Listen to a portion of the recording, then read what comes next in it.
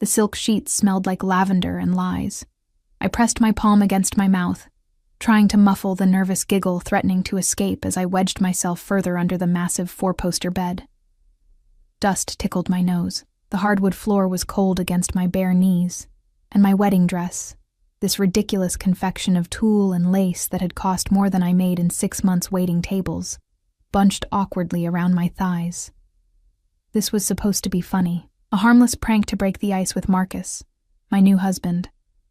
We'd only known each other 4 months after all. Met at the diner where I worked the graveyard shift, him always ordering black coffee and leaving generous tips that kept my electricity on.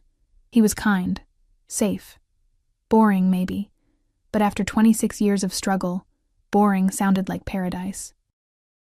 The hotel room was one of those obscenely expensive suites I'd only seen in magazines, all cream-colored furniture and floor-to-ceiling windows overlooking the city.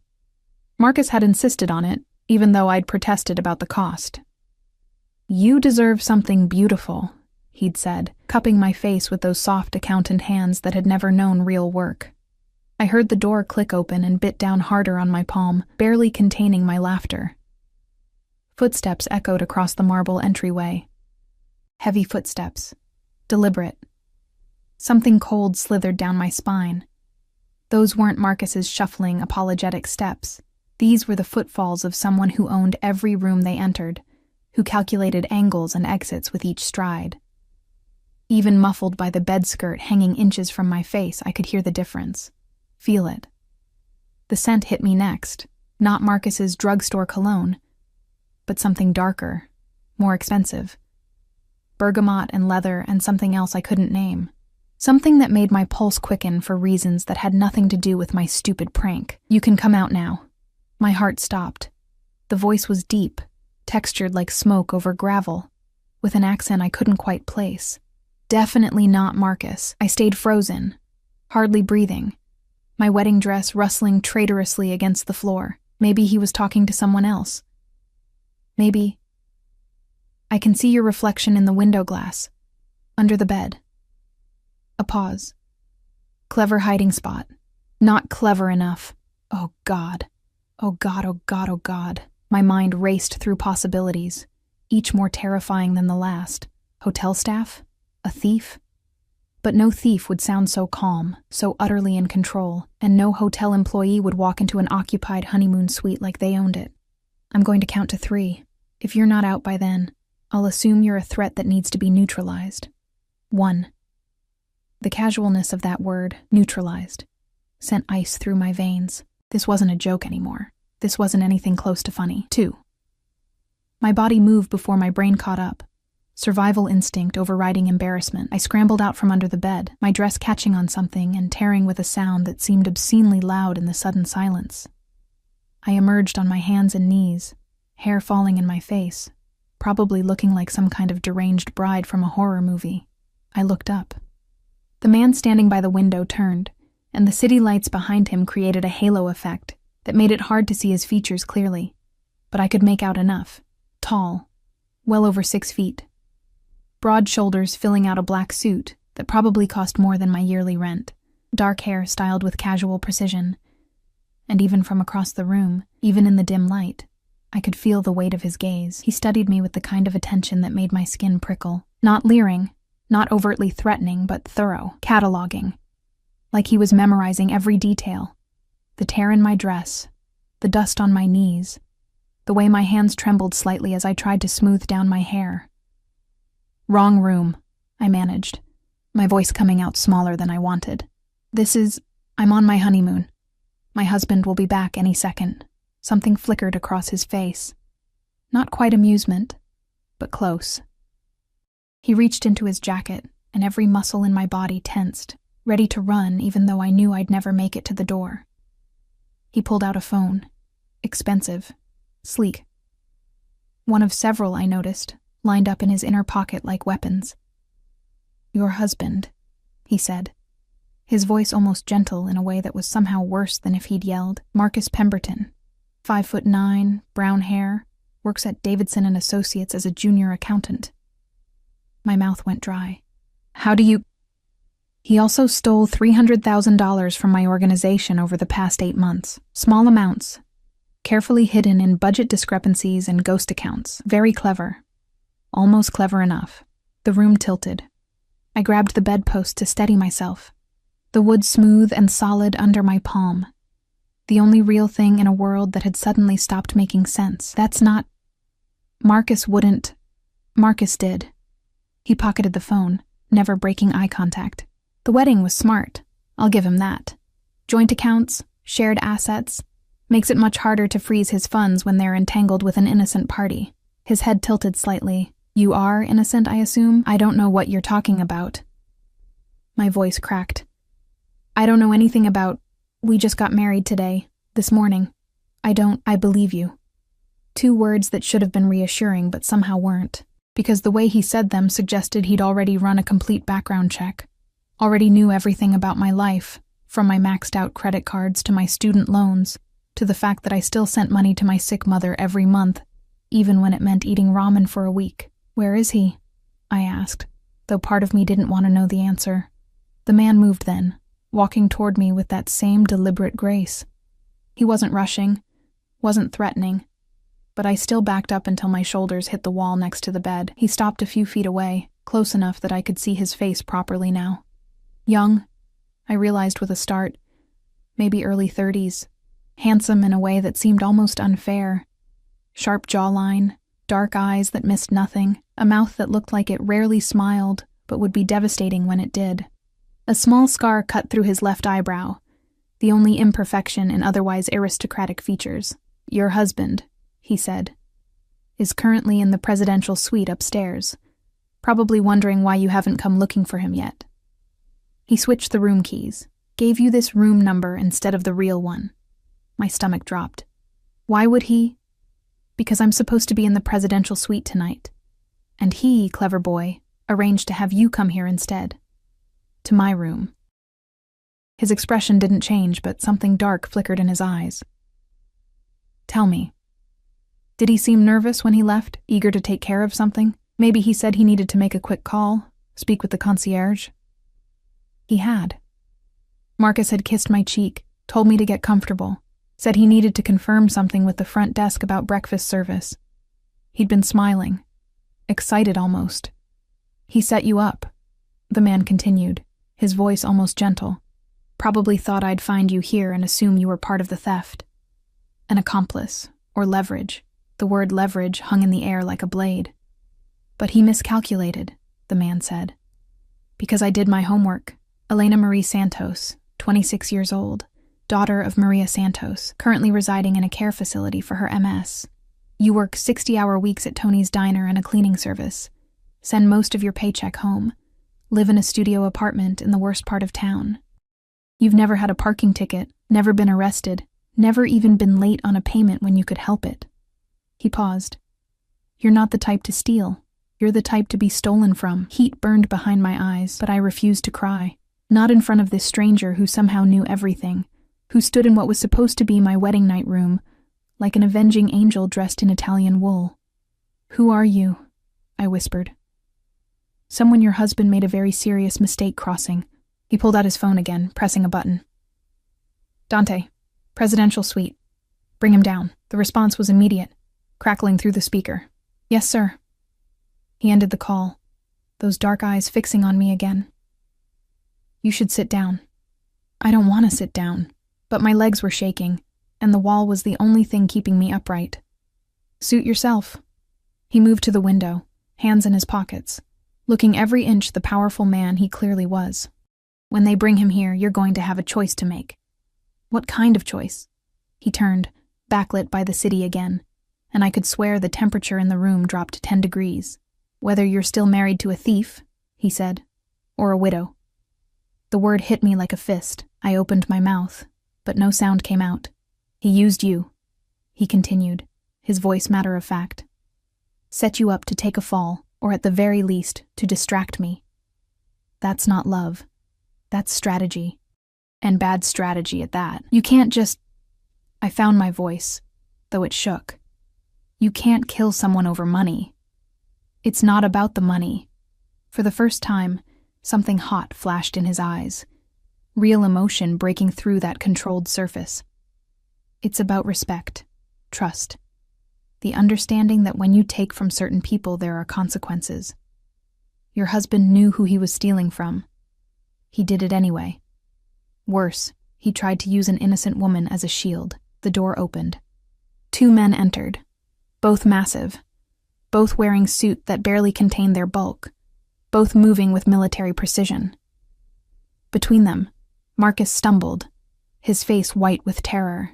His eyes met mine, and I saw it.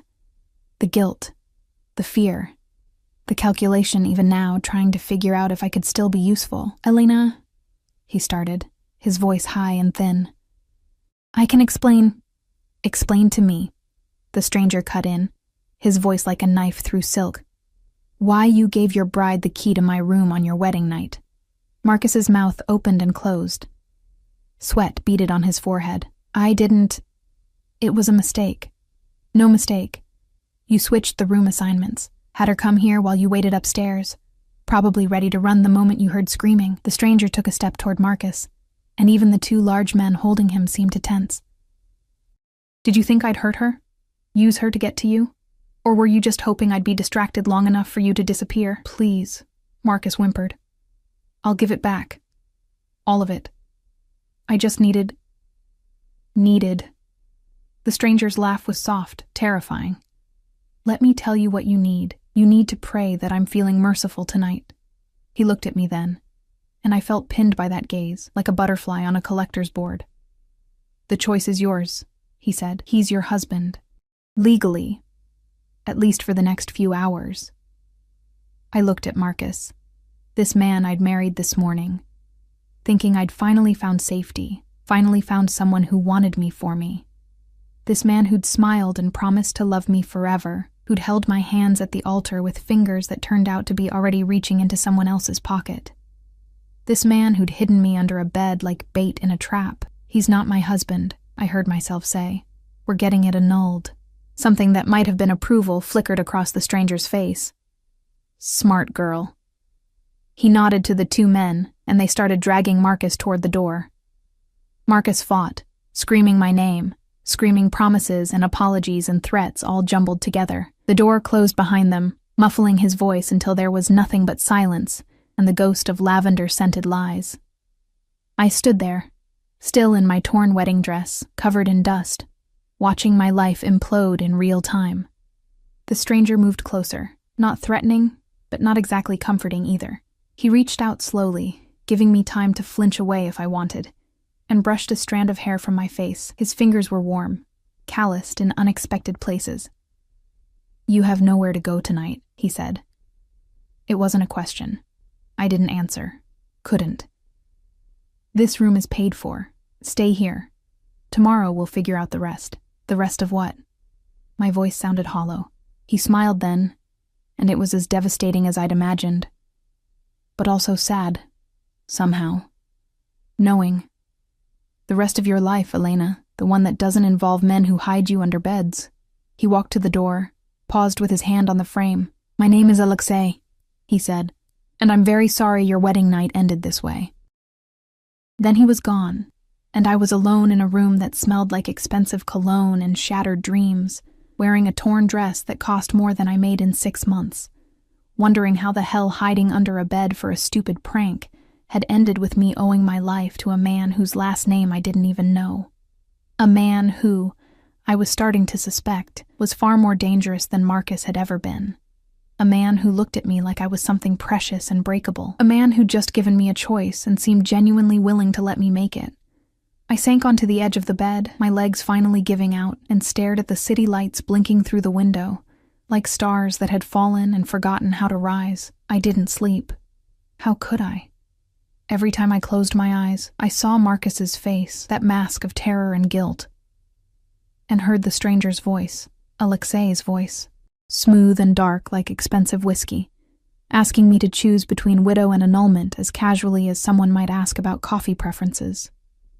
I'd peeled off the wedding dress somewhere around 3 a.m, letting it puddle on the bathroom floor like a defeated ghost.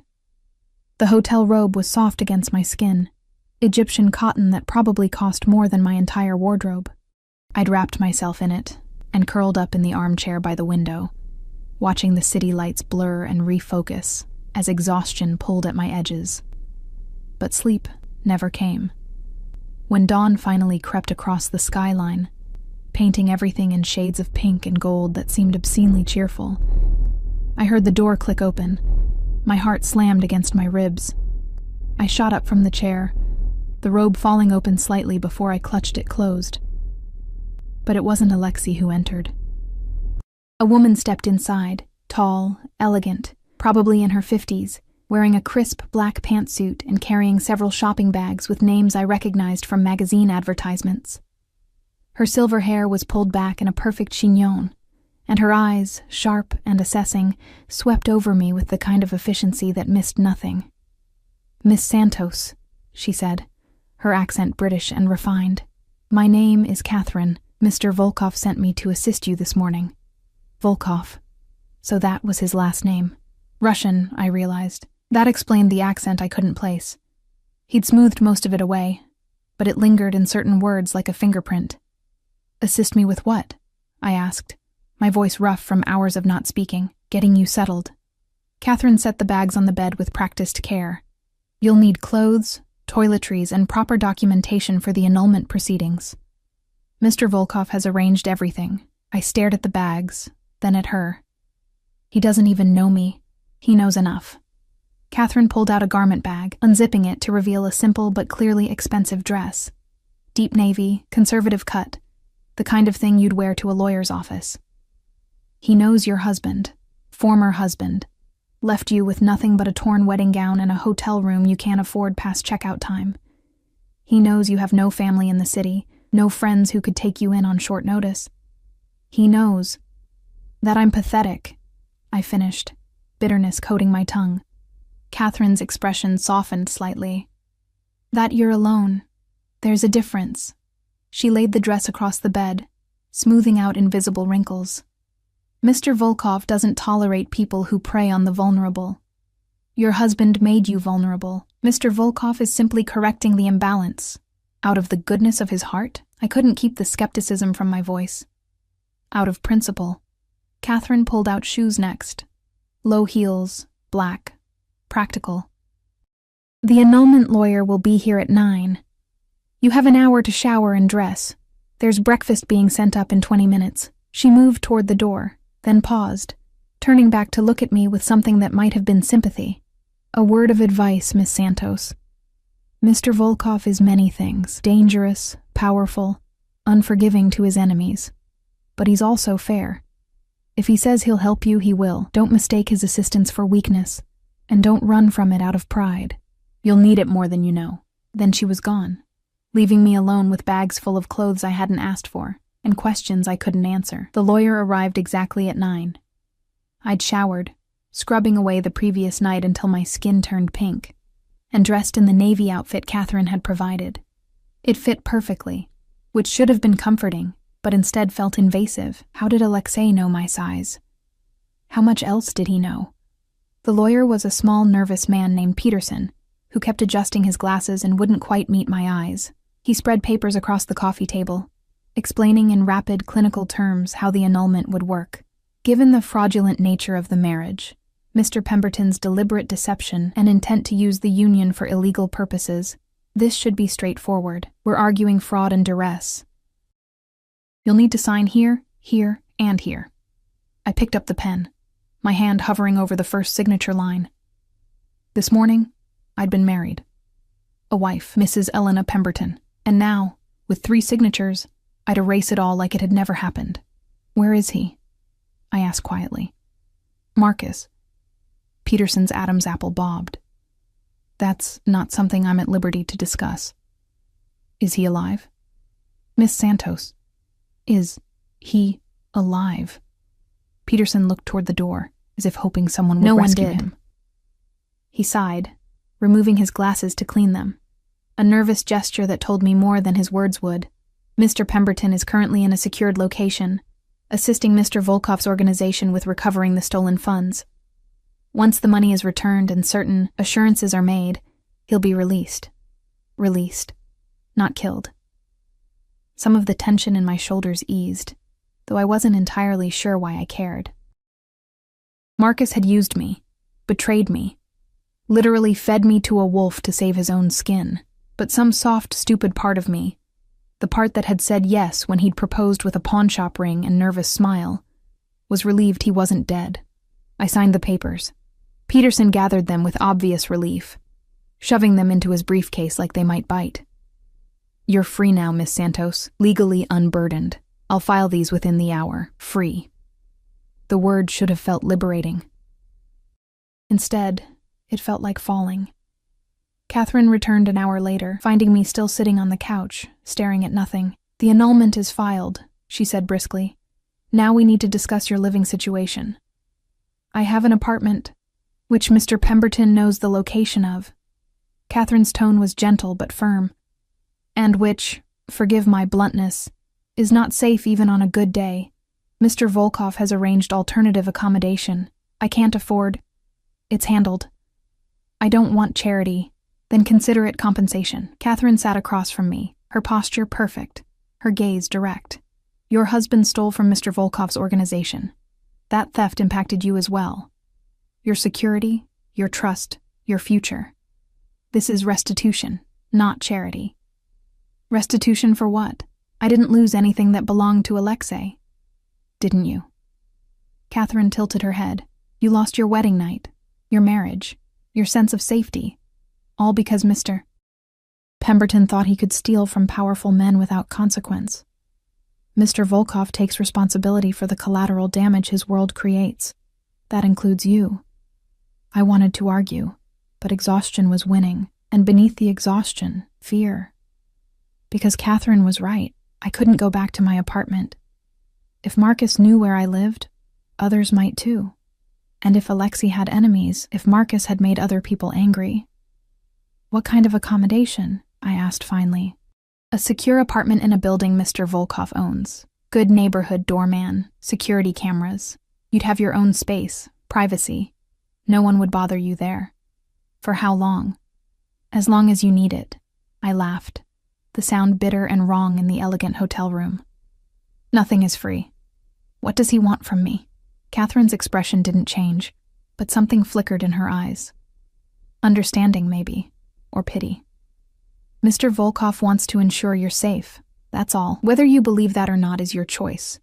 But I've worked for him for 12 years, Miss Santos. I've seen him do terrible things to terrible people.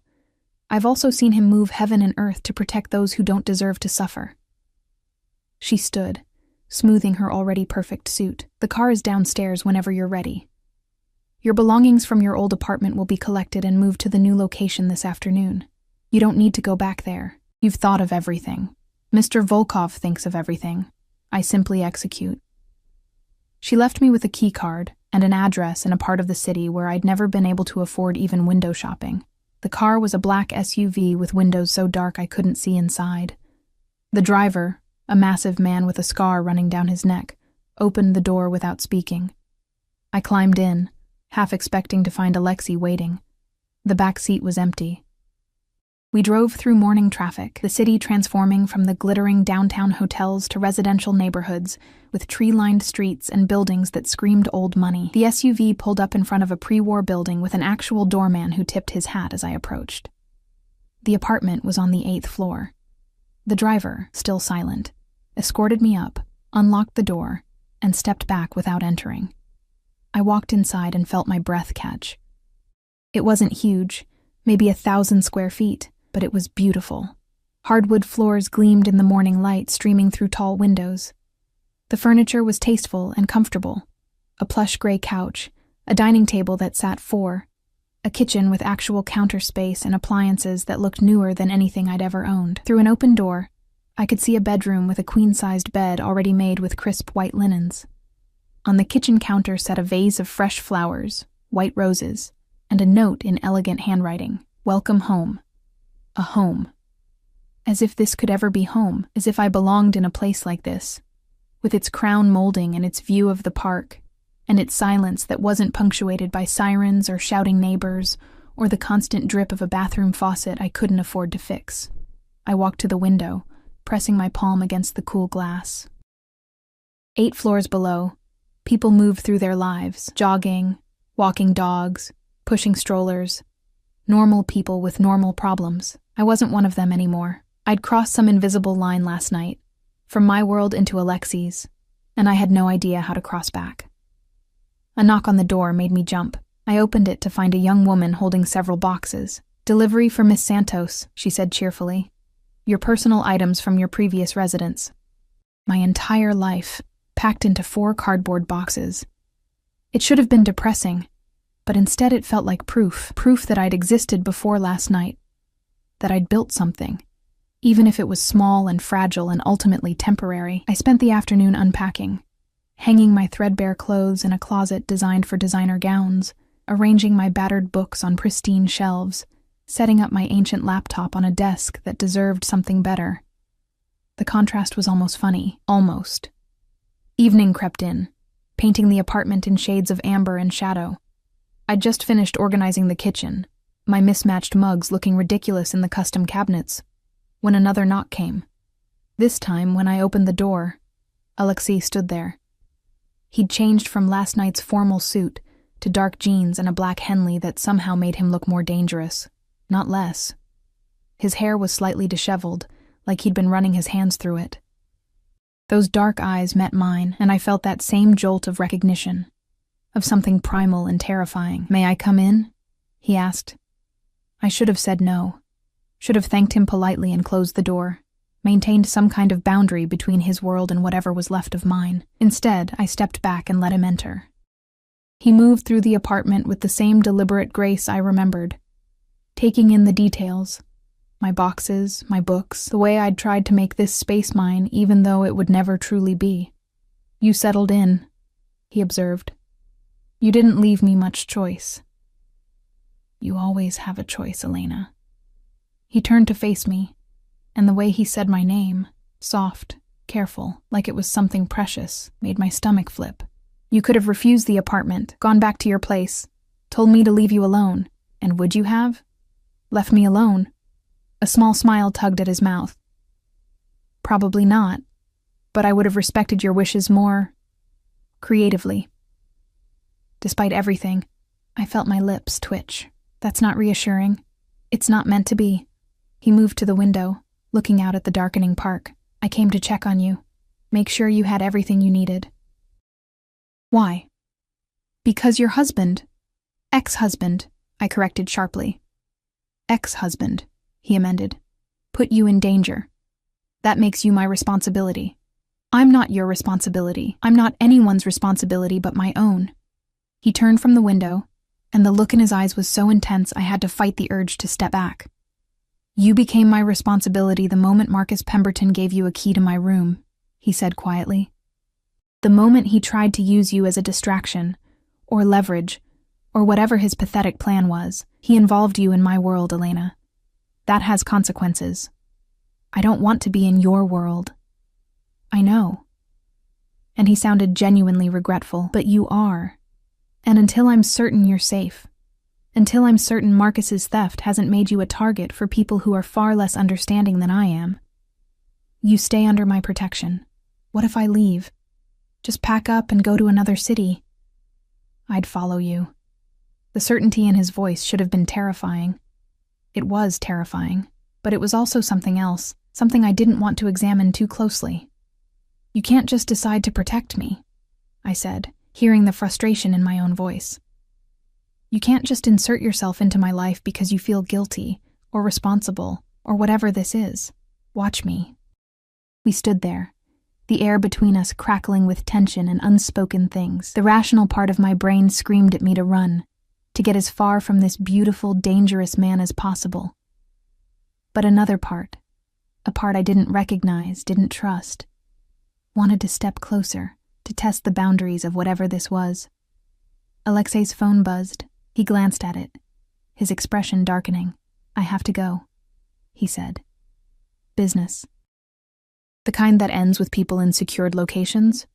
I couldn't help the bite in my words, sometimes. He moved toward the door, then paused. "There's a phone in the top drawer of the nightstand. My number is programmed in. If you need anything, Anything at all. You call me, day or night. I won't. You will. His gaze pinned me. Because despite what you think, Elena, you're smart, and smart women know when to ask for help, even from dangerous men. He left before I could respond, the door clicking shut with a finality that felt too much like punctuation on a sentence I hadn't agreed to write. I walked to the bedroom, pulled open the nightstand drawer. Sure enough, a sleek smartphone sat there, top of the line, with only one contact saved, Alexei. I stared at the name for a long moment, then closed the drawer and climbed into bed, still wearing the navy dress Catherine had provided. Outside, the city hummed and glittered and lived its life. And somewhere in it, Alexei Volkov was conducting business I didn't want to imagine, protecting me from threats I couldn't see, weaving me deeper into a world I'd stumbled into by hiding under a bed, on what should have been the happiest night of my life. I fell asleep with white roses perfuming the air and questions I couldn't answer circling my mind like vultures. 3 days passed in strange, suspended animation. I went to work at the diner, took the subway like always, tied on my apron, poured coffee and forced smiles for customers who never really saw me. But everything felt different now, like I was watching my own life through glass. Tony, my boss, asked if I was okay. I told him I'd had the flu. He believed me because why wouldn't he?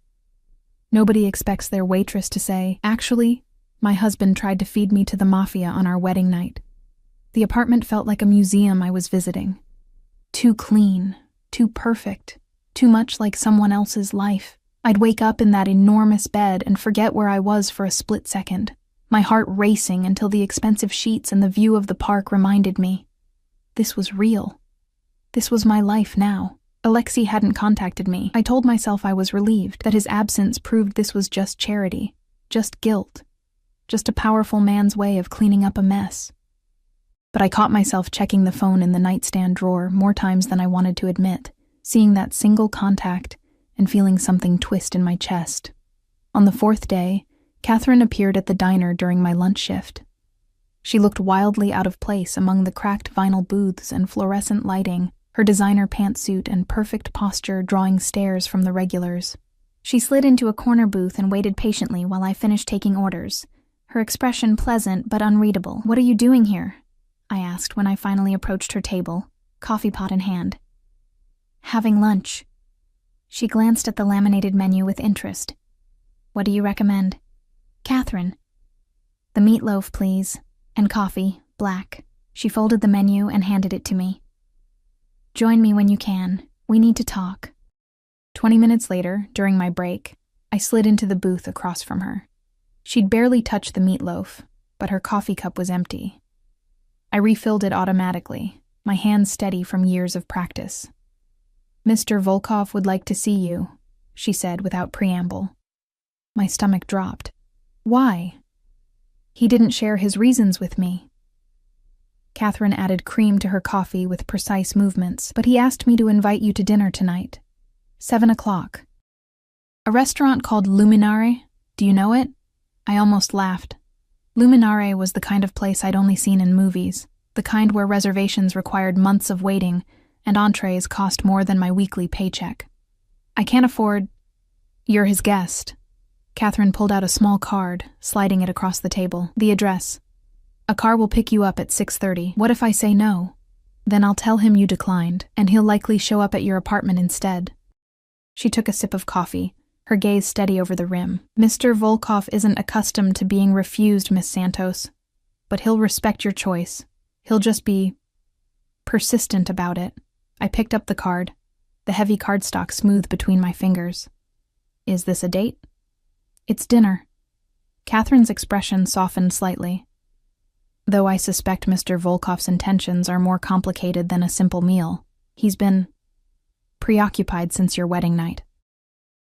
Distracted in a way I haven't seen before." "Distracted how? That's something you should ask him yourself." She stood, leaving cash on the table. Far too much for a barely touched meatloaf. "Wear something comfortable. And Elena? Don't overthink this. Sometimes dinner is just dinner." But the look in her eyes said she didn't believe that any more than I did. At 6:15, I stood in front of my closet in my underwear, staring at my pathetic collection of clothes. Everything I owned was wrong, too cheap, too worn, too obviously from discount stores and clearance racks. The navy dress Catherine had given me for the lawyer meeting was my nicest option, but I'd already worn it. Did that matter? Would Alexei notice? Why did I care if he noticed? I was still debating when my phone buzzed. Not the one in the drawer, but my actual phone. A text from an unknown number.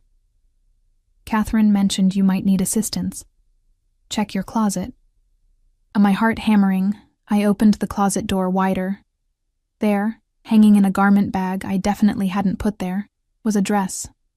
I unzipped the bag with shaking hands. The dress was midnight blue, almost black, made from fabric so soft it felt like water sliding through my fingers. Simple cut, elegant lines, nothing too revealing but undeniably sophisticated. Shoes sat in a box below, heels higher than I usually wore but not impossible. And underneath, wrapped in tissue paper, a set of delicate gold jewelry. The price tags were gone, but I knew without checking that this outfit cost more than I made in several months. I should have been angry. Should have texted back something sharp about boundaries and presumption and not wanting to be dressed like a doll. But my fingers were already reaching for the dress, pulling it from the bag, holding it against my body as I turned toward the mirror. The woman staring back at me looked like someone who belonged in Alexei's world. Someone confident and beautiful, and worthy of expensive restaurants and dangerous men in Italian suits. I hated that I liked it. I hated that I wanted to be her, even just for one night. At 6:30 exactly, my buzzer rang. The doorman announced the car was waiting. I took one last look in the mirror. The dress fit perfectly. Of course it did. The shoes made my legs look longer, the jewelry caught the light like captured stars, and grabbed my ancient purse before I could change my mind. The SUV was the same one from before. Same silent driver with the neck scar. But this time, when the back door opened, Alexei sat inside. My breath caught. He wore a charcoal suit that probably cost more than my monthly rent, his dark hair styled back, a watch glinting at his wrist that could have paid off my student loans, but it was his expression when he saw me that made my pulse stutter, something raw and unguarded flashing across his face before his usual control slammed back into place. "Elena," he said, and my name in his voice sounded like a prayer. "You look beautiful. You bought me a dress." I climbed in, hyper-aware of how close we were in the confined space. He smelled like bergamot, and something darker, more dangerous. "You can't just buy me clothes. I can do anything I want." But there was a slight smile playing at his mouth. "The question is whether you'll accept it. You're wearing the dress, so I'll take that as tacit approval. I didn't have anything else nice enough for—" I stopped, realizing how that sounded. "For me?" His smile widened fractionally. "I'm not that shallow, Elena. You could show up in your work uniform, and I'd still want to have dinner with you." "Why?"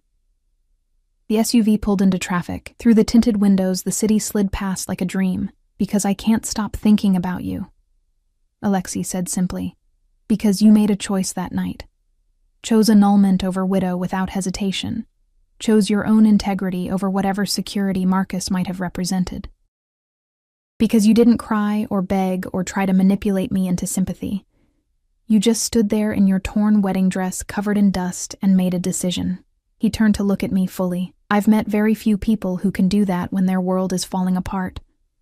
You held a man's life in your hands and made me choose. That's not exactly fair." "No," he agreed. But it was honest.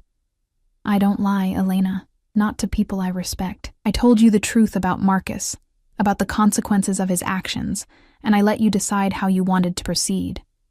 Most people in my position would have just made the decision for you. And you're better than most people. I'm worse than most people in almost every way." His voice was matter-of-fact, no false modesty. "But I don't pretend otherwise. That's the difference." The SUV stopped in front of Luminare. The driver opened my door, and Alexei's hand was there, helping me out. His palm was warm, calloused in places that suggested he did more than sign papers and make phone calls. The restaurant was even more intimidating than I'd imagined. All soaring ceilings and crystal chandeliers, well-dressed people speaking in hushed voices, waiters gliding between tables like silent ghosts. The maitre d' recognized Alexei immediately, his professional expression warming into something approaching genuine pleasure. "Mr. Volkov, your table is ready."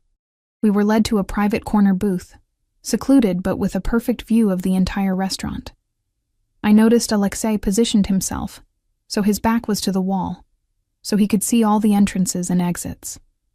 Old habits, I supposed, or current necessities. "Wine?" he asked, as we settled into seats that felt like butter-soft clouds. "I don't know anything about wine. Then I'll order for both of us." He spoke briefly to the sommelier in what sounded like French, then turned his attention back to me, those dark eyes focused with an intensity that made me feel like the only person in the room. "Tell me about your mother." The question caught me off guard. "Why?" "Because she's important to you, because you work yourself to exhaustion to pay for her care, because I want to know you, Elena. And that seems like a good place to start." So I told him about my mother's diagnosis 7 years ago, the gradual deterioration, the care facility that cost most of my income, about how she'd raised me alone after my father disappeared when I was 3, worked 2 jobs to keep us fed, taught me that hard work and honesty were the only currencies that mattered. "She sounds formidable," Alexei said when I finished. "She is. I corrected myself quickly. Some days are better than others. "When did you last visit her?" 2 weeks ago." Guilt twisted in my stomach. "I've been meaning to go back, but with the wedding and then everything, I haven't had time. We'll go tomorrow." I blinked. "What? To visit your mother? I'll arrange it." He said it like it was decided, like my agreement was assumed. "You can't just... I don't need you to. I know you don't need me to." His voice was gentle but firm. "But your mother hasn't met your husband, doesn't know about the annulment. You'll need to explain it to her, and that will be difficult. I'm offering to be there, if you want the support." Something in my chest cracked. "Why would you do that? Because you shouldn't have to face that alone." He leaned back as the wine arrived, waiting while the sommelier poured and retreated. "Because Marcus put you in an impossible position, and cleaning up his mess includes making sure you have what you need.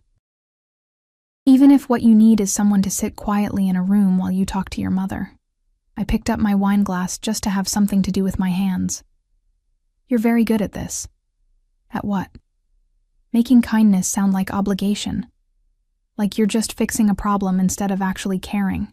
His expression shifted, something vulnerable flickering across his features.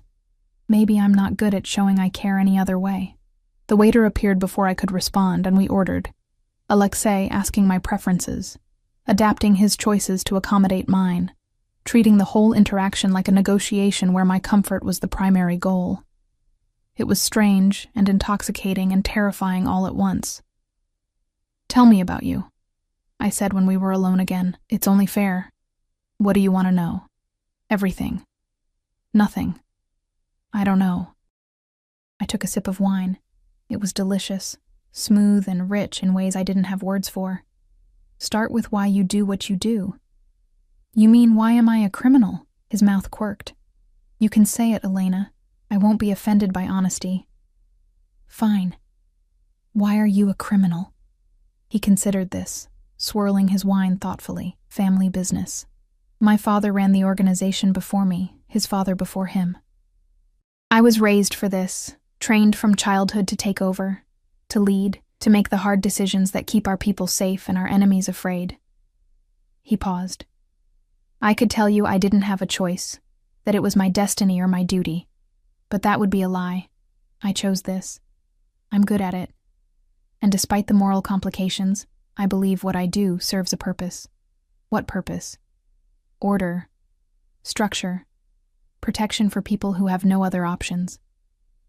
He met my gaze steadily. "The world isn't as simple as legal versus illegal, Elena. There are people who fall through the cracks, who can't rely on police or government or any official system. I provide for them. In exchange, they're loyal. They follow rules. And yes, I profit from it. But it's not chaos. It's not random violence. It's organized, contained, purposeful. You're justifying it. I'm explaining it. Whether you agree is up to you." Our food arrived. Beautifully plated dishes that looked like art. I picked up my fork, suddenly nervous. I'm not judging you, I said quietly. I don't have that right. You saved me from Marcus, gave me a safe place to live. I just want to understand. Then ask.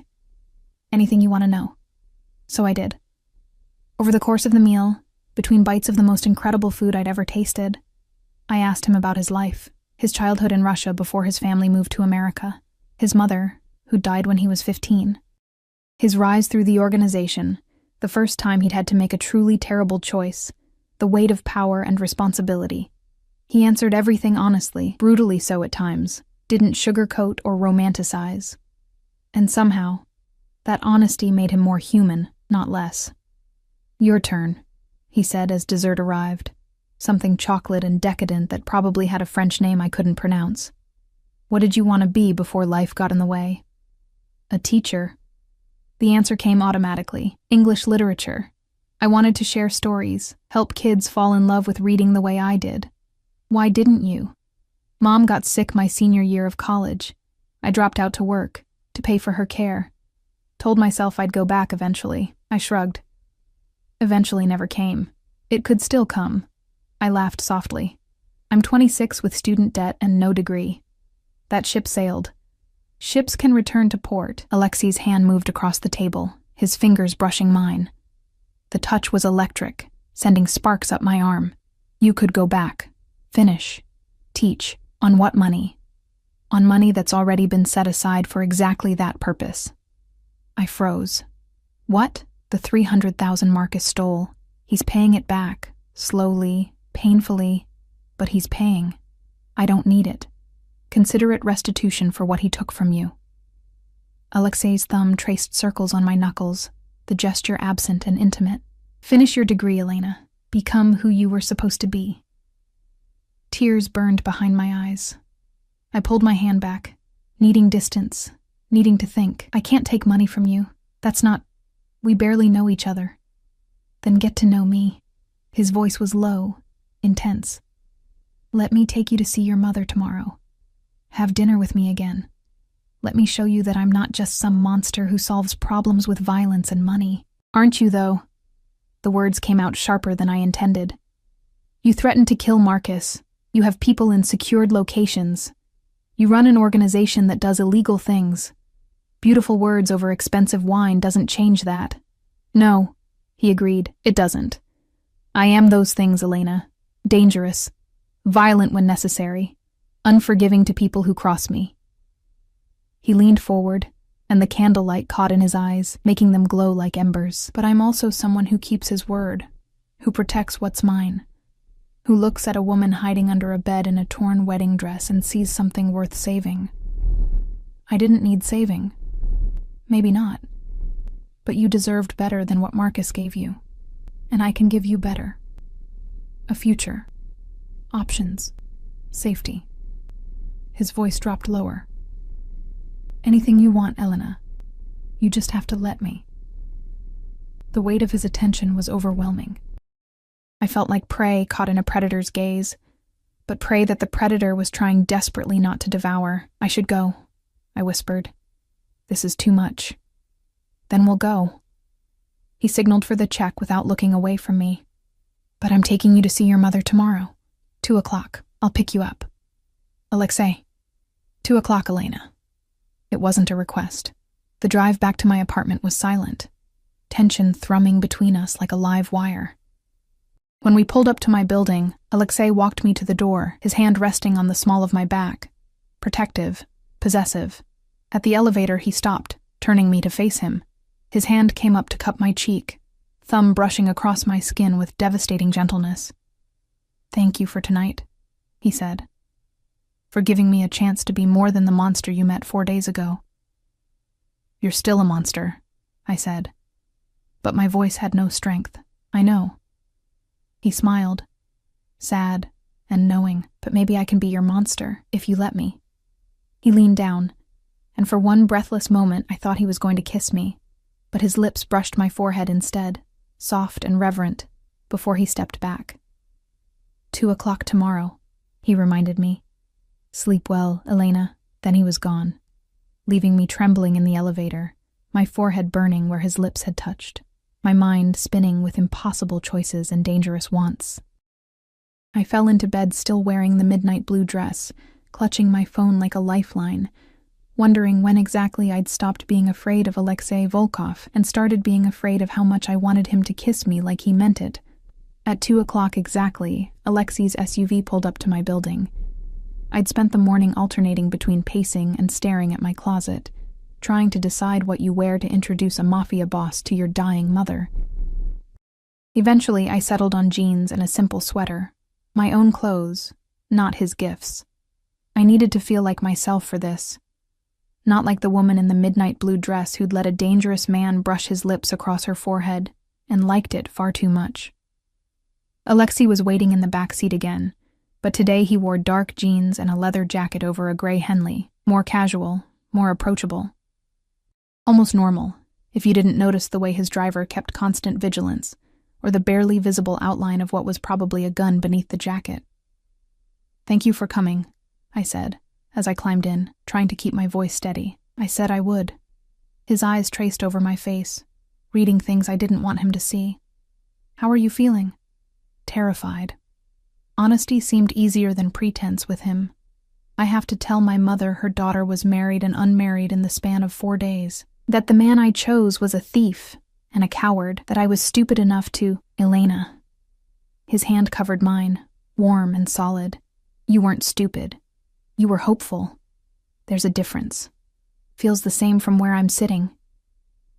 The drive to the care facility took 30 minutes through traffic that Alexei's driver navigated with practiced efficiency. I watched the city slide past, my stomach knotting tighter with each mile. The building appeared too soon, a pleasant 3-story structure with gardens and a fountain, the kind of place that cost everything I had and still never felt like enough. Inside, the familiar smell hit me, antiseptic and flowers, and something indefinable that all medical facilities shared. The receptionist recognized me immediately, her professional smile warming. "Elena, your mother will be so happy to see you. She's in the sunroom."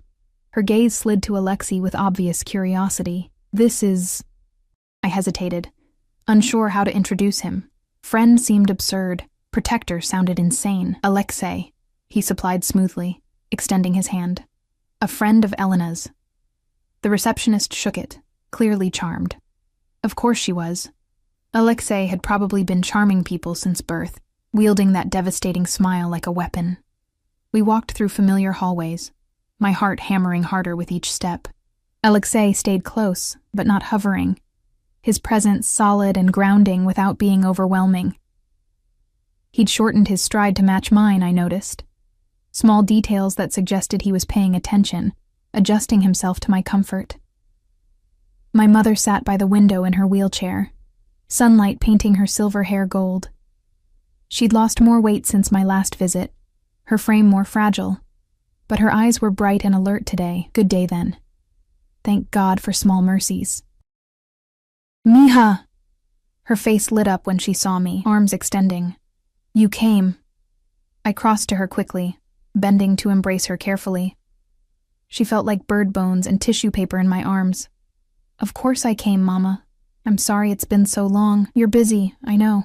Working too hard as always." Her gaze shifted past me to Alexei, interest sparking. And who was this handsome man? I straightened, suddenly acutely aware of how this looked. Me, showing up after weeks away with a man who screamed money and danger in equal measure. "Mama, this is Alexei. He's a friend. A friend who makes you blush." My mother's smile was knowing, teasing in the way only mothers could manage. "Come closer, Alexei. Let me see you properly." Alexei moved forward with easy grace, taking my mother's extended hand and bringing it to his lips in a gesture that should have seemed ridiculous, but somehow wasn't. "Mrs. Santos, Elena speaks of you often. It's an honor to finally meet you." My mother actually giggled. "Oh, Elena, this one is dangerous." "You have no idea," I muttered. We settled into chairs. There was a small seating area in the sunroom, comfortable furniture arranged to encourage visiting. Alexei positioned himself so he could see the door. Old habits even here, but his attention seemed genuinely focused on my mother. "So, Alexei," my mother said, her English accented but clear. "How did you meet my daughter?" I tensed, but Alexei handled it smoothly. Through unfortunate circumstances that I'm trying to make right, Elena found herself in a difficult situation, and I was in a position to help. What kind of situation? Mama, I started. But Alexei's hand found mine, squeezing gently. It's all right. He looked at my mother with unexpected softness. Mrs. Santos, Elena was recently married to a man who turned out to be less than he appeared. The marriage has been annulled. I'm helping her through the aftermath. The sunroom went very quiet. My mother's expression shifted through several emotions. Shock, confusion, hurt that I hadn't told her, and finally, understanding. Oh, mija. Her voice was soft. When? 5 days ago. My throat was tight. I'm sorry I didn't tell you sooner. I didn't know how. This man who married you, he hurt you? Not physically. I blinked back tears. But yes, he hurt me. My mother's hand gripped mine with surprising strength. Then he is a fool, and you are better without him. Her gaze shifted to Alexei. And you? What are you to my daughter? Alexei met her stare directly. No flinching, no deflection. Someone who wants to see her happy. Safe. Someone who will make sure no one hurts her again. That sounds like a promise. It is. The weight of that simple statement hung in the air. My mother studied Alexei for a long moment. Her eyes, still sharp despite everything the disease had taken. Reading him in that way mothers could. You're not like other men Elena has known, she said finally. No, ma'am, I'm not. You're dangerous. Yes, but not to her. Never to her. My mother nodded slowly, seeming satisfied with something I couldn't quite name. Then I trust you to keep that promise, Alexei. My daughter has been alone too long, trying to carry everything herself. She needs someone strong enough to stand beside her. Mama, please. My face was burning. This isn't... We're not... Not yet, my mother said with certainty that made my stomach flip. But you will be. I can see it. Alexei's thumb traced circles on my knuckles, and I realized we were still holding hands. When had that happened? When had his touch become something I didn't question? We spent the next hour talking, my mother telling embarrassing childhood stories while Alexei listened with genuine interest, occasionally asking questions that showed he was actually paying attention. He was good with her, patient and respectful, never condescending despite her halting English and occasional confusion when the disease clouded her thoughts. At one point, a nurse came to take my mother for her afternoon medication. While she was gone, I stood at the window, staring out at the gardens without really seeing them. She likes you, I said quietly. I like her. Alexei moved to stand beside me, close enough that I could feel his warmth. She's strong. Like her daughter. She's dying. We're all dying, Elena. Some of us just have better estimates of when. His reflection in the window showed his serious expression. But she's not gone yet. And while she's here, she deserves to see you happy. Does she know how much you sacrifice for her care? No. And she's not going to. I turned to face him. She'd feel guilty. Try to refuse treatment. I won't do that to her. Even though it's destroying you? Working yourself to exhaustion? Living in poverty to afford this place? It's not poverty. It's just less than others have. I crossed my arms defensively, and she's my mother. This is what you do for family. I know. His hand came up to brush hair from my face, the gesture becoming familiar. But you don't have to do it alone anymore. The money Marcus stole. Let me give it to you. Pay off this facility for the next 5 years. Give yourself breathing room. I can't. You can. You just won't let yourself. His voice was gentle but firm. Pride is admirable, Elena, but it's also a cage. And you've been locked in that cage so long you've forgotten what freedom feels like. Freedom from what? Constant worry. Constant struggle. The weight of being responsible for everything and everyone with no one being responsible for you. He stepped closer, and suddenly the space between us felt charged.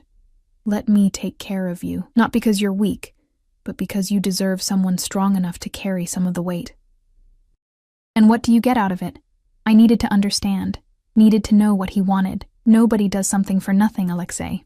Especially not men like you. Men like me. He smiled, but it was sad. You're right. Men like me always want something. We don't give without expecting return. So what do you want? You. The word was simple, devastating. I want you to stop looking at me like I'm going to hurt you. I want you to smile without that edge of fear behind it. I want to take you to dinner and not have you question every gesture, every gift, every kindness. He cupped my face with both hands now, his touch gentle despite the calloused palms. I want you to trust me, Elena. That's what I want. Your trust. Eventually, if I'm very lucky, maybe something more. My heart was racing. This is insane. We barely know each other. I know you work 2 jobs and still find time to visit your mother. I know you sacrifice everything for the people you love. I know you're terrified right now, but standing here anyway because you're braver than you think. His thumb brushed across my cheekbone. I know that when you smile, really smile, not that customer service smile you wear like armor, it makes something in my chest feel like it's breaking and healing at the same time. Alexei, I know this is fast. I know it doesn't make sense. I know I'm dangerous and complicated and everything you should run from. His forehead touched mine, and his breath was warm against my lips. But I also know that the moment I saw you crawl out from under that bed, looking at me with defiance instead of fear, something changed. I want to know you, Elena, all of you. The parts you show the world and the parts you hide. What if you don't like what you find? Impossible. He said it with such certainty that I almost believed him. But if somehow I'm wrong, I'll still make sure you're safe, still pay for your mother's care, still keep my promises. Because that's what men like me do, Elena. We keep our word, especially to people we care about. You barely know me, I whispered. How can you care? How can you breathe? How does your heart beat? Some things just are. His lips brushed my temple, soft and reverent. Let me in, Elena. Please. I swear I'll be careful with you. The worst part was that I wanted to. God help me. I wanted to let this dangerous, beautiful man past every wall I'd built.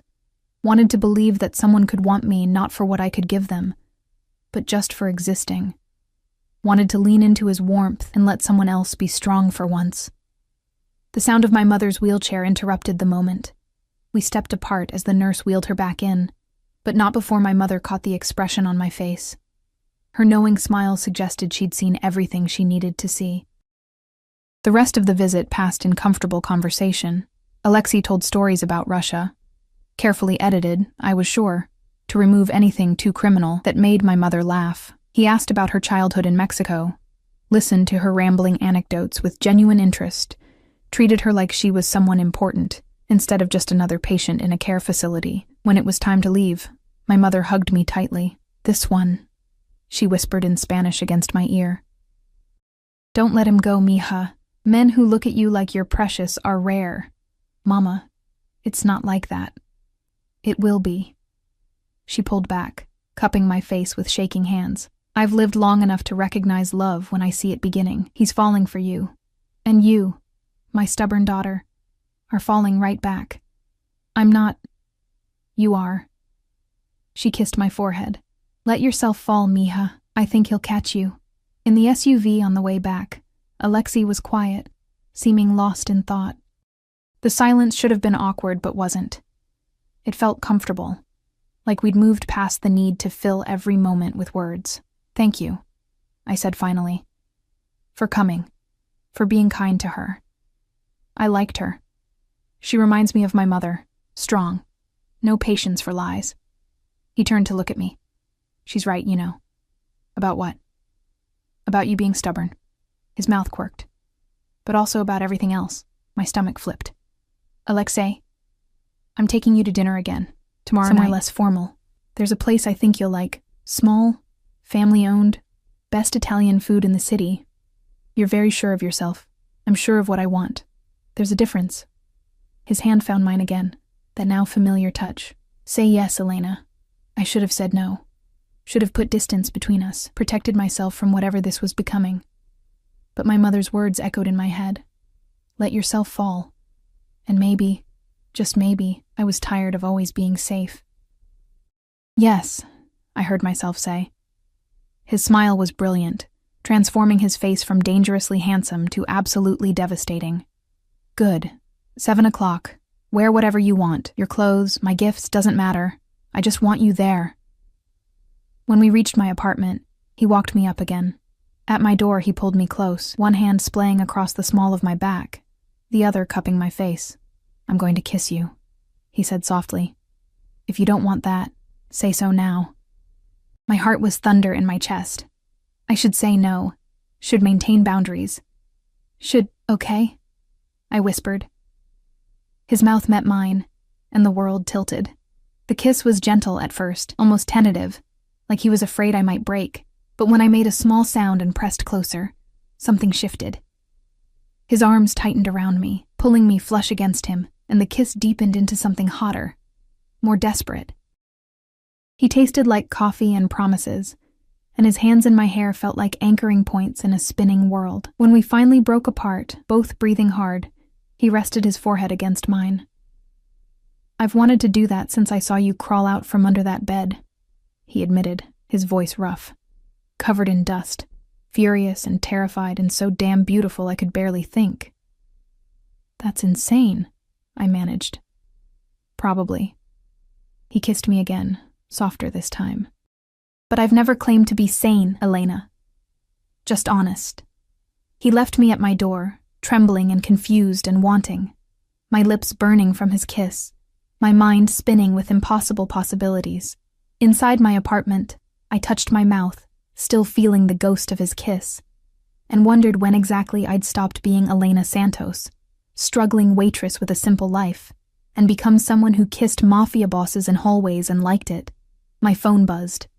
A text from the number I now knew by heart. Sleep well, beautiful. Tomorrow can't come fast enough. I fell asleep smiling, for the first time in years, not worried about tomorrow, not calculating bills or shifts, or how to stretch money that didn't exist, just thinking about a dangerous man with gentle hands and a kiss that felt like coming home. The next 3 weeks passed in a blur of stolen moments and careful revelations. Alexei took me to dinner at the Italian restaurant, a tiny place in Brooklyn run by a family who greeted him like a beloved nephew and fed us until I could barely move. We talked for hours, discovering shared love for old movies and terrible puns, arguing playfully about books and music. He made me laugh until my sides hurt, and somewhere between the tiramisu and the third glass of wine, I realized I was in serious trouble. He took me to the museum on a Tuesday afternoon when it was nearly empty, hiring a private guide who showed us Renaissance paintings and ancient sculptures, while Alexei's security kept discreet distance. He held my hand through the galleries, listened to me ramble about symbolism and technique, and later admitted he'd only been half watching the art because he couldn't stop looking at me. He showed up at the diner during my late shift with takeout from expensive restaurants, sitting in the corner booth and doing work on his laptop while I served customers. His presence a silent promise that I wasn't alone. Tony started calling him Mr. Fancy, and stopped asking questions when the tips Alexei left covered my rent. And every night, he kissed me goodnight at my door with increasing heat and decreasing restraint, until I started inviting him inside for coffee that we never actually drank, losing ourselves in kisses on my couch, until he'd pull back with visible effort and leave before things went too far. I want to do this right, he'd say, breathing hard, his hair disheveled from my fingers. You deserve to be courted properly, not rushed. It was old-fashioned and ridiculous, and made me fall harder. But there were darker moments, too. Nights when his phone would ring and his expression would shudder, become the dangerous man I'd first met. He'd leave abruptly, returning hours later with shadows in his eyes and blood on his knuckles he thought I didn't notice. I didn't ask. Wasn't sure I wanted to know. But the evidence of his world was always there, lurking beneath the surface of our careful intimacy. The security that followed us everywhere, the deference he received from strangers, the carefully blank spaces in conversation when I asked about his work. On a rainy Thursday evening, 3 weeks and 2 days after that first dinner, everything changed. I was closing at the diner, late shift, just me and Tony cleaning up, when the door chimed. I looked up from wiping tables, ready to say we were closed, and felt my blood freeze. Marcus stood in the doorway, soaked from the rain, looking haggard and desperate. He'd lost weight, his suit hanging wrong, dark circles under his eyes making him look 10 years older than the man I'd married. "Elena," he said, his voice cracking. "Please, I need to talk to you." Tony moved immediately, positioning himself between us. "You need to leave, buddy."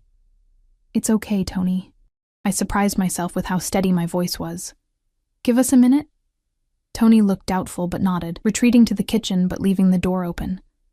I could feel him watching, ready to intervene. Marcus moved closer, and I saw the trembling in his hands, the fear radiating from him like heat. "You look terrible," I said flatly. "I am terrible." He laughed, the sound broken. "Everything you think about me, everything Volkov told you, it's all true. I'm a coward and a thief, and I used you in the worst way possible. Why are you here, Marcus? To apologize, to warn you." He ran shaking hands through his hair. "Elena, you need to get away from Alexei Volkov. He's dangerous. I know what he is." I crossed my arms. "He's been very honest about it. Has he told you about the people he's hurt? The things he's done?" Marcus's voice rose desperately. "He's not some gentleman criminal from a movie, Elena. He's a killer. A monster. And whatever he's doing with you, it's not love. Men like him don't love. They possess. They consume." "And what did you do, Marcus?" My voice was cold. "You loved me so much you tried to feed me to him, set me up to take a fall, or at least distract him while you ran. That's your version of love? I was desperate. I made a mistake. You made a choice. You chose to steal from dangerous people. Chose to marry me knowing what might happen. Chose to give me a key to his room and hope for the best." I stepped closer, and he actually flinched. "Alexei gave me choices. You gave me lies. So don't stand there and lecture me about monsters when you're the one who threw me to the wolves. He's using you." "No." The certainty in my voice surprised me. "He's protecting me. There's a difference. For now." Marcus's eyes were wild. "But what happens when he gets bored? When you stop being interesting? When some other woman catches his eye?" "Men like Volkov don't do commitment, Elena. They do conquest. And you're just—" He never finished the sentence. The diner door opened again, and Alexei walked in with 2 of his security. He was dressed for business, full suit, that dangerous edge sharp and visible. His eyes found me first, scanning for injury with the efficiency of long practice, then locked onto Marcus. The temperature in the room dropped 10 degrees. "You were told to stay away from her," Alexei said quietly. Too quietly. The kind of quiet that preceded violence. Marcus went white. "I just wanted to—" "You wanted to poison her against me. Make her afraid, convince her I'm the villain in this story." Alexei moved forward with that predatory grace, and Marcus backed up until he hit a table. "But here's the thing, Marcus. Elena is smart. She knows exactly what I am, and she's choosing to stay anyway. That must kill you. She doesn't know. I know everything." I found my voice, surprised by its strength. "He's told me, shown me. I know he's dangerous. I know what his world is, and I'm still here." Alexei's expression softened when he looked at me, just for a moment, before turning back to Marcus. "You've repaid 80% of what you stole. The remaining 60,000 will be forgiven on one condition." Marcus's eyes widened with desperate hope. "Anything. You disappear, leave the city, change your name if you want, but you never contact Elena again. Never come near her, never speak about her, never even think about her if you can help it." Alexei's voice was soft steel. "Because if I find out you violated this agreement, if I hear your voice on her phone, see your name in her inbox, catch even a whisper that you've tried to reach her, I will forget my current generosity. Do we understand each other?" Marcus nodded frantically. Yes, I understand." "Good." Alexei gestured to his security. "Make sure he catches the next flight out. I don't care where. Just far from here." They escorted Marcus out, and then it was just us, me and Alexei and Tony watching suspiciously from the kitchen. "You okay?" Alexei asked gently. He called you a monster. I am a monster. He said you'd get bored with me, move on to someone else. Something flashed in Alexei's eyes. Anger, maybe, or hurt. Is that what you think? No. I moved closer, closing the distance between us. I think you're a lot of things. Dangerous, yes. Violent when you need to be. Operating outside the law in ways I don't always understand. But you've never lied to me. Never pretended to be something you're not. And you've kept every promise you've made. His hands framed my face, thumbs brushing my cheekbones. I won't get bored, Elena. I won't move on. When I want something, I keep it, protect it. And I've never wanted anything the way I want you. That sounds like possession. It is. He didn't deny it. But it's also devotion. Obsession, maybe. I think about you constantly. You're the last thing on my mind before I sleep and the first when I wake. I've rearranged my entire schedule to steal hours with you. I've turned down business deals because they'd take me out of the city for too long. His forehead touched mine. You've become essential, Elena. Like breathing. And I know that's intense and probably terrifying, but it's the truth. My heart was racing. What if I can't handle your world?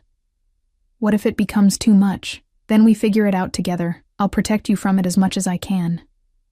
But I won't lie. There will be hard moments, dangerous moments, times when you'll question if this is worth it. His voice dropped lower. All I can promise is that I'll never betray you, never use you, never make you feel like you're less important than anything else in my life. Alexei, I love you. The words hung in the air between us, simple and devastating. I know it's too soon. I know it doesn't make sense. But I fell in love with you somewhere between watching you make choices that terrified you, and listening to you talk to your mother, and seeing you smile when you think no one's watching. I love you, Elena, and I need you to know that before you decide what happens next. Tears burned behind my eyes. This is insane. Probably. He smiled, that devastating expression that made my knees weak. But I've never claimed to be sane, just honest. I kissed him. Hard. Pouring 3 weeks of wanting and confusion and fear and hope into it. He responded immediately, arms wrapping around me, lifting me slightly off my feet, as the kiss deepened into something desperate and claiming. When we broke apart, both breathing hard, I saw Tony watching from the kitchen with obvious interest. Take me home, I whispered against Alexei's mouth. Not the apartment you gave me. Your home. I want to see where you live. His eyes darkened with heat and something deeper. Elena, I know what I'm asking. I know what it means. I met his gaze steadily. I love you too. It's terrifying and illogical and probably the worst decision I've ever made. But it's true. I love you, Alexei Volkov, so take me home and show me your world. All of it. The smile that crossed his face was pure joy, unguarded and beautiful. He kissed me again, softer this time. Reverent. You're sure? I've never been more sure of anything. Alexei's penthouse was everything I expected, and nothing like I imagined. Yes, it was luxurious. Floor-to-ceiling windows overlooking the city, expensive furniture, artwork that probably cost more than most people's houses, but it was also lived in. Books stacked on tables, a half-empty coffee cup in the kitchen, photographs scattered across a desk, showing a young Alexei with a beautiful woman who must have been his mother. It's not what you expected, he said, watching me explore. I thought it would be colder, more like a showroom. I picked up one of the photographs, studying his young face. This is more human. I'm human, Elena, just a human who makes inhuman choices sometimes. He moved behind me, arms wrapping around my waist. But here, in this space, I get to just be Alexei. Not a boss, not a threat. Just a man who likes strong coffee and old jazz and beautiful women who call him out on his bullshit. I turned in his arms, facing him. What happens now? Whatever you want. His hands traced up my sides, the touch both possessive and gentle. We can take this slow. I can take you back to your apartment, keep courting you properly. Or I can take you to bed and spend all night showing you exactly how much I love you. His voice was rough with want. But once we cross that line, Elena, there's no going back. You'll be mine completely, and I'll be yours. No half measures. No holding back. My pulse thundered. That sounds like a threat. It's a promise. He kissed my neck, making me gasp. I'll worship you. Protect you. Give you everything you've ever wanted and things you didn't know to ask for. But I'll also be possessive, jealous. I'll want to know where you are, who you're with. I'll eliminate threats you don't even see coming. I'll reshape my entire world to make sure you're safe and happy. That's a lot. I know. His teeth grazed my pulse point. Too much. I should have said yes. Should have asked for time, for space, for sanity, but I was tired of being careful. Tired of protecting myself from every possible hurt. This man, dangerous, powerful, completely devoted, was offering me everything, and God help me, I wanted it. Not enough. I whispered. Show me, Alexei. Show me what it means to be yours. He didn't need to be told twice. He carried me to his bedroom, all dark colors and soft sheets and windows that turned the city into a carpet of stars. And then he proceeded to take me apart with kisses and touches and whispered promises in Russian I didn't understand, but felt in my bones. He was gentle and demanding by turns, learning my body like it was sacred text, finding places that made me gasp and moan and beg for more. And when we finally came together, when he was buried deep inside me with my name on his lips like a prayer, I felt something click into place. This was home. Not the apartment he'd given me, or the life I'd built before. Him. Us. This dangerous, beautiful man who looked at me like I was precious, and fought the world to keep me safe. Afterwards, wrapped in his arms with the city glittering below, I felt him press a kiss to my temple. Mine, he murmured. Forever mine. Forever yours, I agreed. But I'm keeping my job at the diner, he laughed, the sound rich and warm. Wouldn't dream of taking it away, though I reserve the right to show up and distract you during shifts. Deal.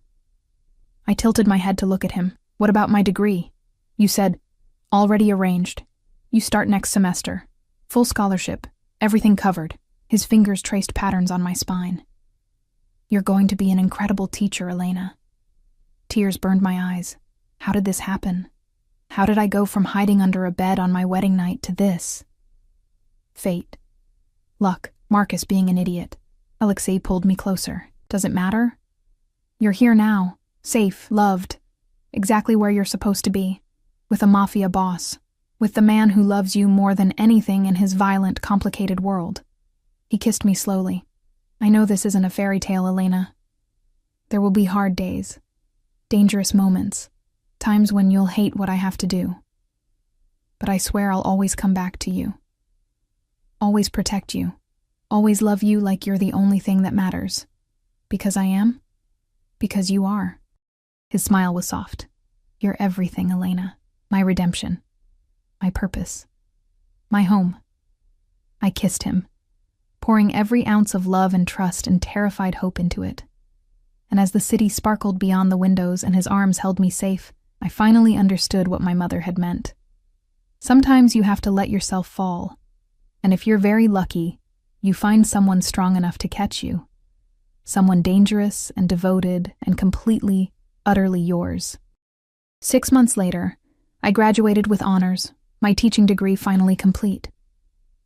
Alexei sat in the front row next to my mother, who'd been moved to a better facility with experimental treatments that were actually working, cheering louder than anyone when I crossed the stage. He'd taken over her care completely, visiting her weekly, bringing her flowers and stories and making her laugh until she cried. The diner threw me a goodbye party. Tony cried and gave me a plaque that read, "Best damn waitress ever." Alexei bought the building and ensured Tony got a fair lease, because that's what he did. Protected the people I loved with the same ferocity he protected me. I started teaching at a high school in Brooklyn, sharing my love of literature with students who needed someone to believe in them. Some days were hard, but I'd come home to Alexei, because I'd officially moved into the penthouse 2 months ago, and he'd listen to my frustrations and remind me why it mattered. His world still scared me sometimes. The phone calls at odd hours, the security that shadowed me everywhere, the careful omissions in conversation about where he'd been or what he'd done. But he kept his promises, never lied. never made me feel less important than his business. And when darkness crept too close, when I saw things I wished I hadn't, or understood too much about what protection really meant, he held me and reminded me that love wasn't about being perfect. It was about choosing each other anyway. On a cool evening in October, Alexei took me back to Luminare, the restaurant where we'd had our first real date. We sat at the same table, ordered the same wine, and somewhere between dessert and coffee, he got down on one knee. The ring was perfect, a sapphire surrounded by diamonds. Unique and beautiful and completely unlike the pawnshop band Marcus had offered. "Elena Santos," Alexei said, his voice steady despite the emotion in his eyes. "You crawled out from under a bed and into my life, and nothing has been the same since. You've made me better, softer, human in ways I'd forgotten. I know I'm not easy. I know my world is complicated and dangerous, but I love you more than I knew it was possible to love someone. Marry me. Not for security or safety or any practical reason. Marry me because you love me back, because you want to build a life with a man who will spend every day trying to deserve you." I was crying. Didn't care. Yes. God, yes. He slipped the ring on my finger, stood, and kissed me like we weren't in a public restaurant with people watching. Kissed me like I was air and he'd been drowning. "I'll do it right this time," he promised against my lips. "Big wedding, your mother walking you down the aisle, everything you deserve. I just want you," I whispered back. "Everything else is just decoration." We were married 3 months later in a small ceremony at the care facility so my mother could attend.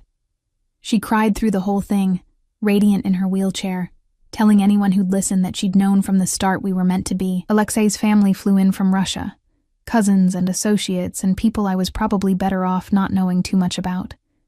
But they were kind to me, respectful, welcoming me into a world I was still learning to navigate.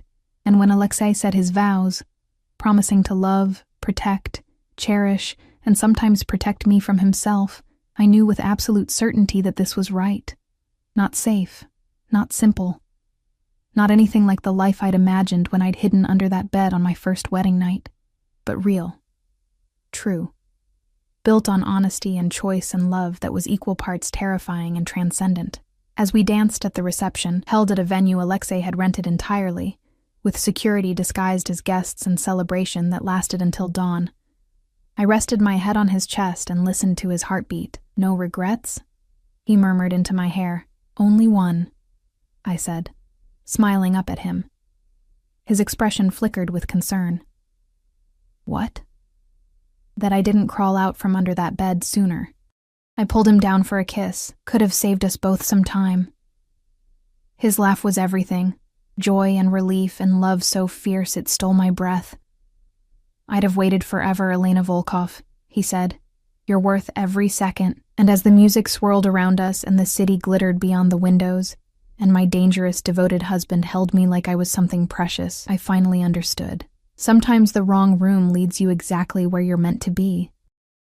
Sometimes monsters are just men who love too fiercely, and sometimes hiding under a bed on your wedding night is the beginning of the greatest love story you'll ever live. Mine started with lavender-scented lies and a stranger's dark eyes. It became truth and devotion, and a love that nothing, not danger, not doubt, not even my own fear, could ever take away. Forever his. Forever mine.